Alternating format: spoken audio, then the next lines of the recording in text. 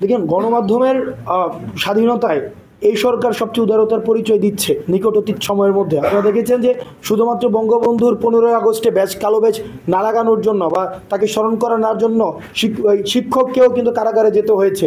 সেখানে কোনো ধরনের বাক স্বাধীনতা, যেটা সেখানে মত প্রকাশের স্বাধীনতা ছিল, তবে সেটা সহমত প্রকাশের স্বাধীনতা, দ্বিমত প্রকাশের কিন্তু স্বাধীনতা ছিল না। কিন্তু এই অন্তর্বর্তীকালীন সরকারের অনেক সীমাবদ্ধতা রয়েছে, সেগুলো নিয়ে আমরা কথাবার্তা বলেছি। দ্রব্যমূল্যের ঊর্ধ্বগতি, সেখানে আইনশৃঙ্খলার অবনতি, সেখানে আহতদের চিকিৎসার বিষয়ে সীমাবদ্ধতা, কথা আমরা এগুলো অনেক বলেছি। কিন্তু এই অন্তর্বর্তীকালীন সরকারের সবচেয়ে উদারতার জায়গাটি, বা যেটি হওয়া উচিত, আমি বলবো না এটা উদারতা, এটিই হওয়া উচিত, প্রকৃত গণতন্ত্রে এটিও হওয়া উচিত। আপনাকে আমি যেমন গালি দেওয়ার অধিকার থাকবে, ঠিক একইভাবে তালি দেওয়ার অধিকার থাকবে।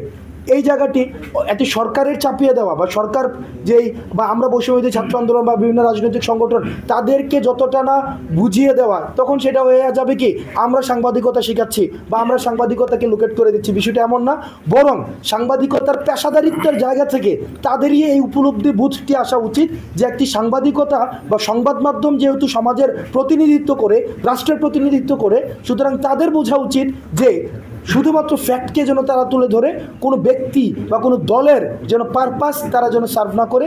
এটি আমাদের জায়গা থেকে উদাত্ত আহ্বান থাকবে।